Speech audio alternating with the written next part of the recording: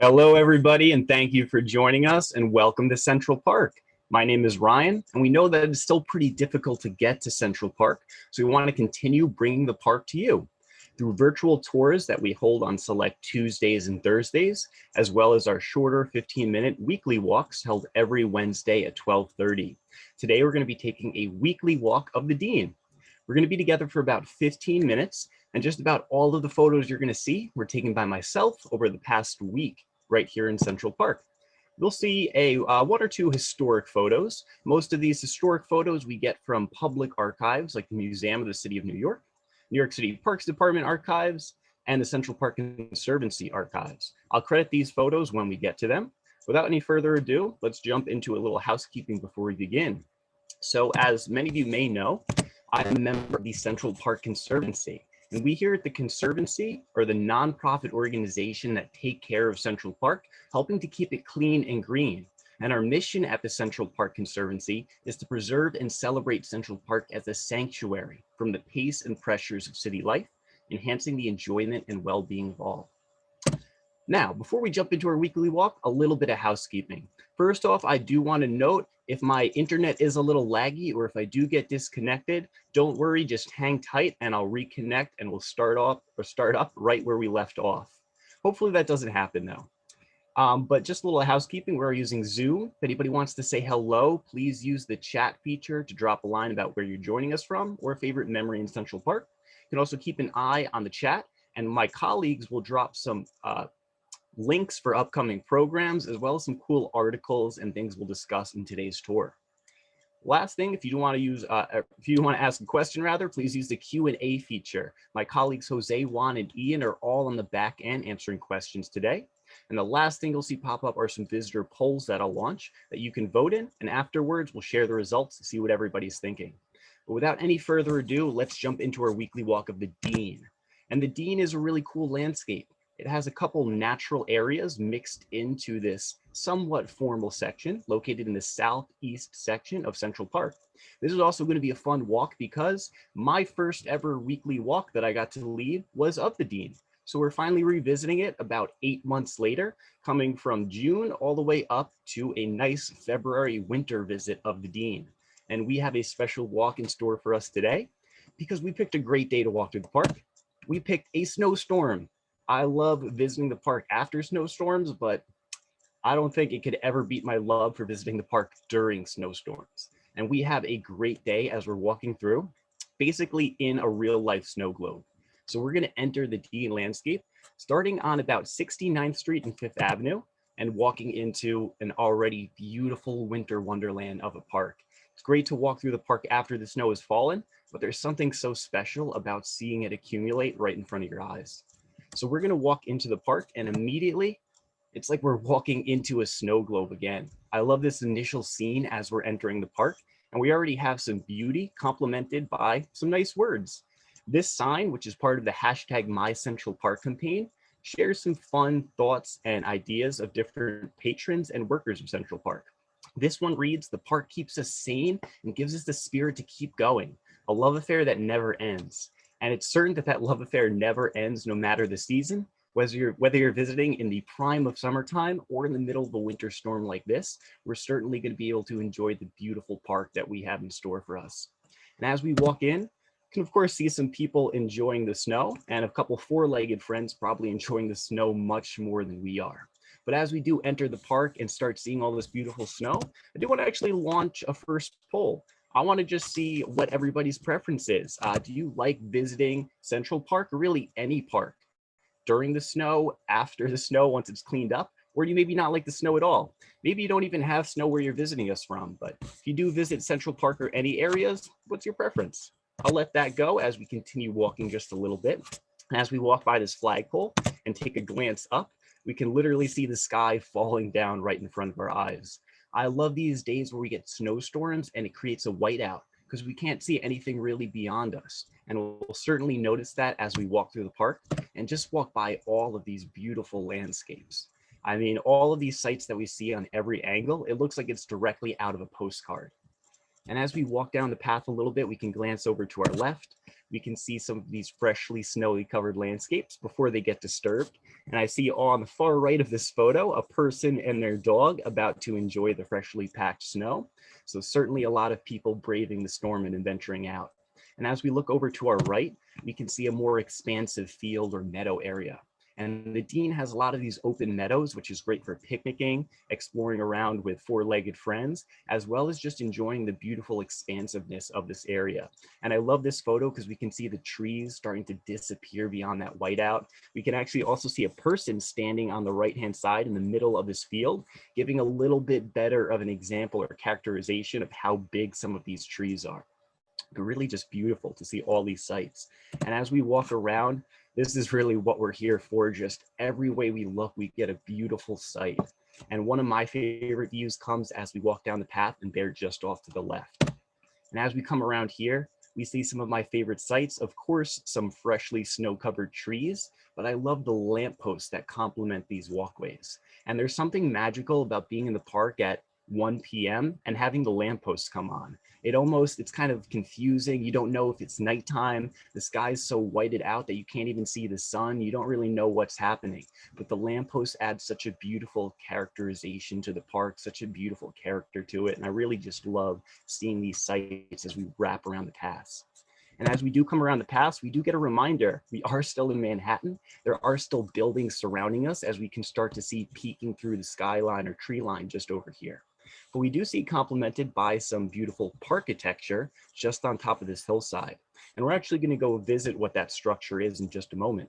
So as we do come down this path, we did take a nice little cruise around some of these hilly landscapes or meadow-like landscapes. And now we're going to come out and bear a left. And as we bear a left, we'll walk behind this lone park patron braving the storm with their umbrella. And we'll walk on this path for just a moment until we come to some more off-road type paths. Hope you brought your snow boots because we are going to take a little walk on this snow-covered path.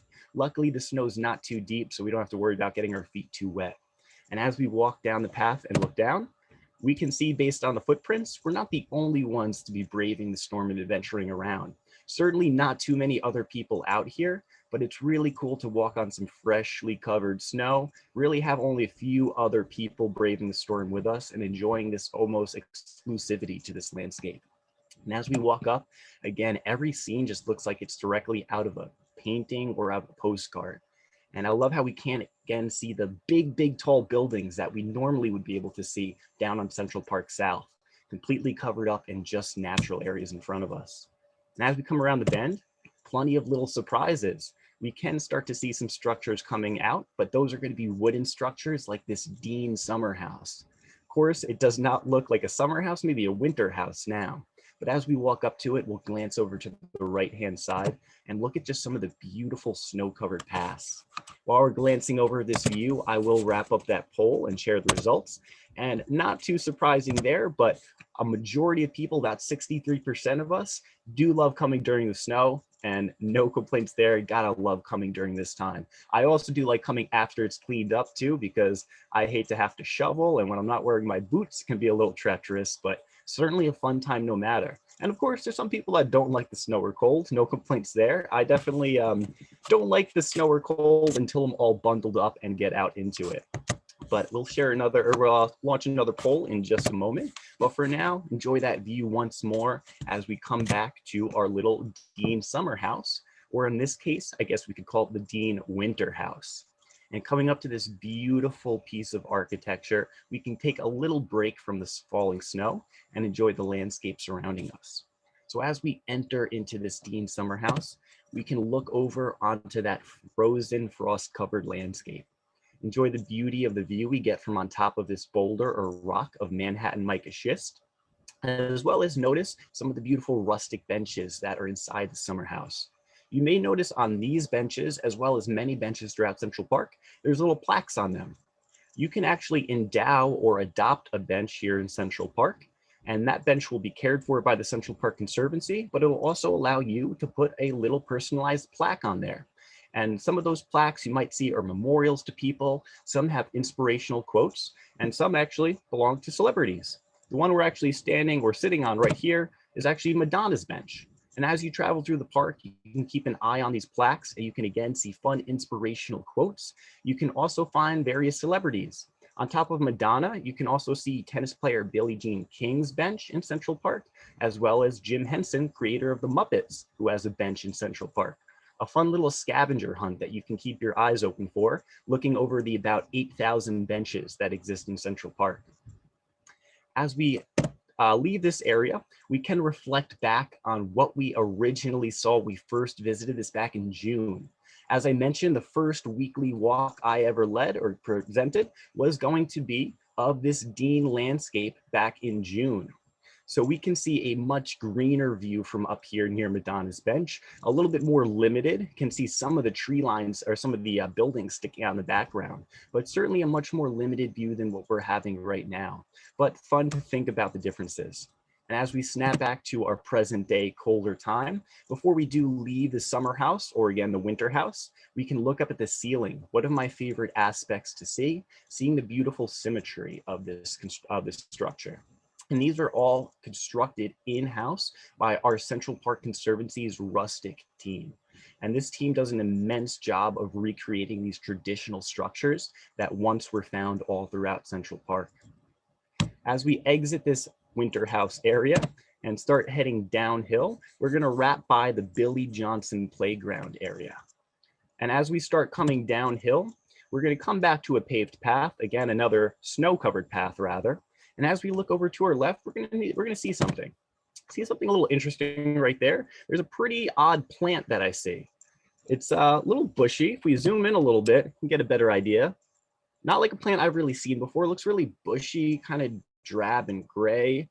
Wait, that's no bush. That is a squirrel. That's actually a squirrel finding some food. If you joined us on past weekly walks, you may have learned that squirrels make caches of food and storages during the winter. They'll make upwards of 200 to 300 different caches or storages of food.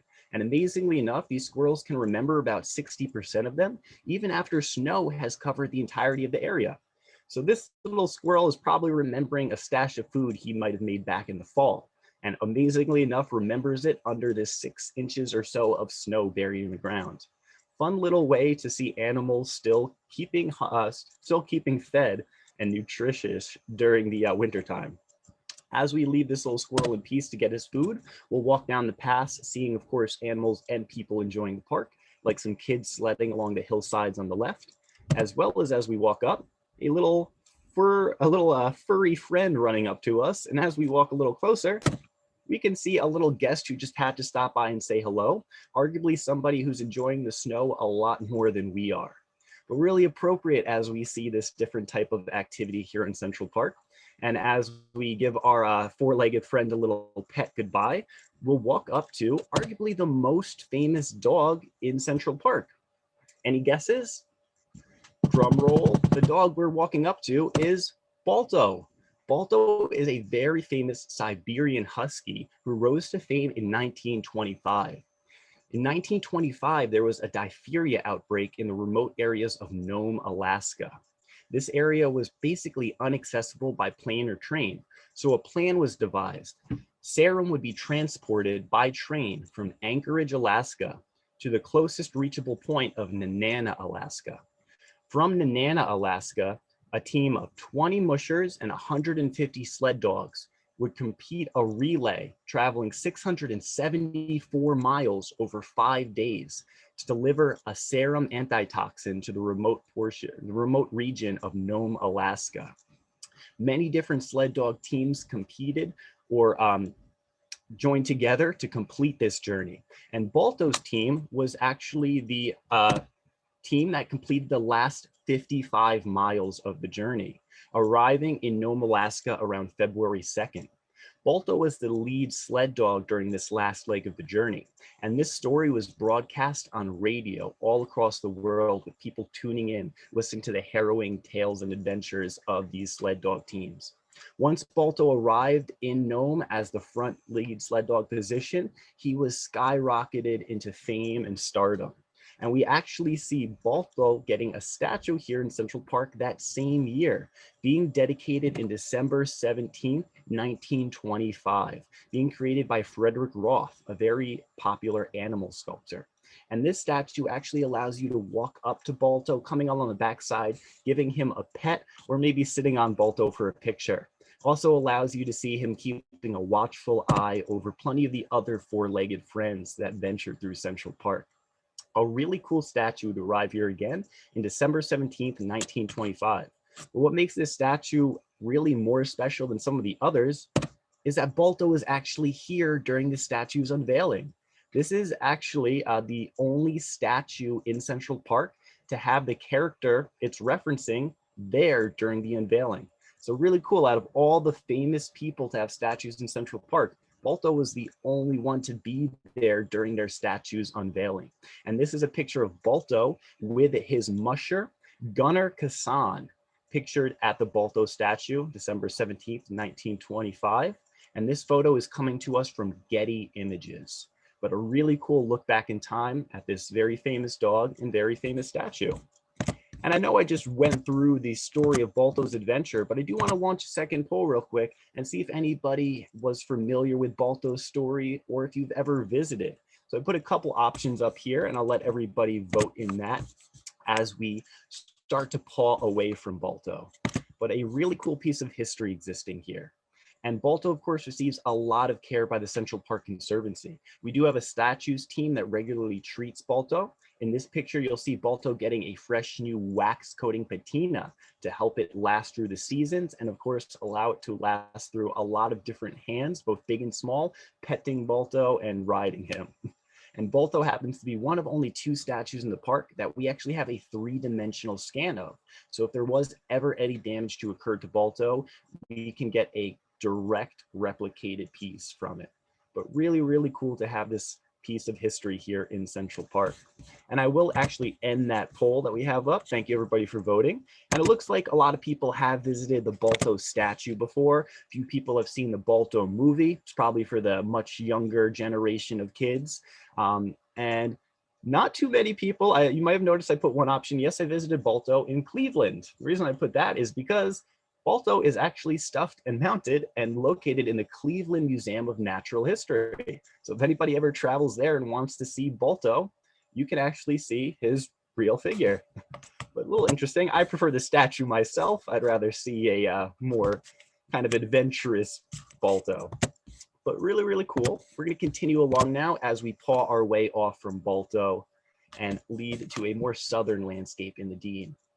And as we walk down south here from Balto, we're going to come to our last 2 stops, walking just down in this, again, almost looks like a landscape painting every turn we take. And of course, it might look like a painting, but there's plenty of life around. And as we look to our right, we'll see some of that life in the form of yellow-crowned sparrows, a migratory visitor to the park that certainly is not deterred by all the freshly fallen snow. And walking down, it's appropriate to see them over here because as we come to the bottom of this little hilly landscape, we can see a very important natural area to our right. That natural area is going to be an area we visited when we first came to the Dene. It actually has a Dene in its name. Any guesses? This area that we are looking at, drum roll again, is going to be the Dene Slope. The Dene Slope is a really, really important native meadow featuring a lot of wildflowers. A lot of the wildflowers that grow here might be considered weeds if they were growing on our lawns, but these are really important flowers and plants that are native to the area and extremely important for pollinators like bees, butterflies, countless different insects and bugs, as well as other animals and birds. So this meadow is really, really important. It, of course, looks very different in contrast to the summertime. Right in the summertime we visited this area, it was booming with a lot of green, a lot of small plants, and a lot of pollinators. Very different than, of course, how it looks today in the wintertime.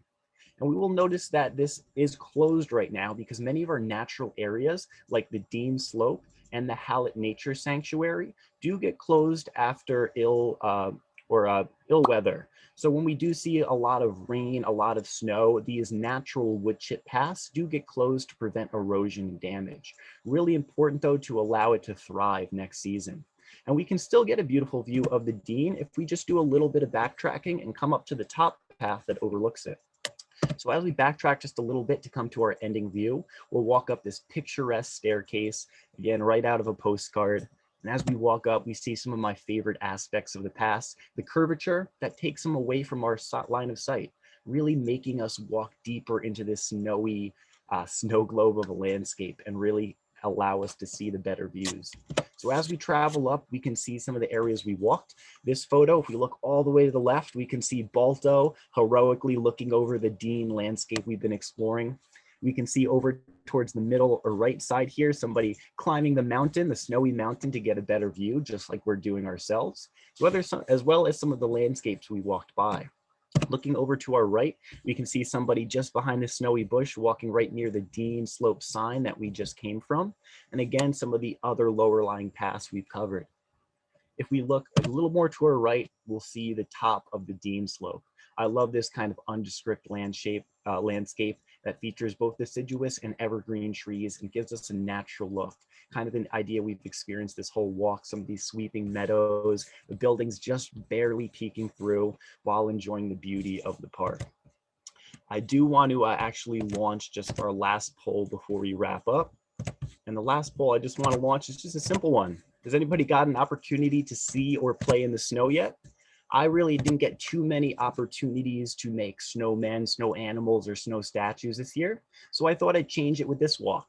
And I thought after enjoying this nice natural view of the landscape, we can end with a little creation that I made after taking this walk and feeling inspired.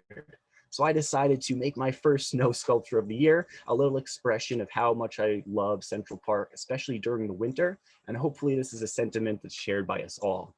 But this will bring us to the end of our walk. I do want to thank everybody so much for joining us. Again, we love doing these weekly walks and especially love doing all of our programs like our longer virtual programs. If you want to attend a longer virtual program, on February 23rd, we do have a Seneca Village tour at 3 p.m. As well as on February 25th, a Great Lawn Tree Walk, a winter tree ID walk at 3 p.m. And of course, next week, February 24th, we're going to have the Conservatory Water Weekly Walk. Here's the route we walked today on our exploration of the Dene area, but I hope you enjoyed it. I hope you join us for more programming because we love doing this and we love having the support of all of you. I will wrap up that last poll, and luckily a lot of people have had the opportunity to see and play in the snow. I'm sure especially this year, even people who may not have had the opportunity in the past. Shout out to everybody from Texas and the mid-US that's getting hit with all the snow and cold. At least the snow and cold will provide us something, maybe a new opportunity to see and explore in a landscape or an environment we have yet to. But I want to thank you again for taking a wintry walk with us through the park today. I certainly encourage you to explore the park, take this route and walk with it if you'd like. But again, thank you so much, everybody, for joining us. Plenty of different ways to stay involved with Central Park and to explore. And if you check the chat boxes, my colleagues will drop some upcoming program links, as well as some little articles that you can use to learn about the park and explore around. Thank you so much, everybody. We're going to leave this open for a few more minutes. So if there are any questions, please let us know, and we'll do our best to answer those. But we'll see you next week from all of us here at the Central Park Conservancy. Thank you so much. Stay safe and be well, and we'll see you soon.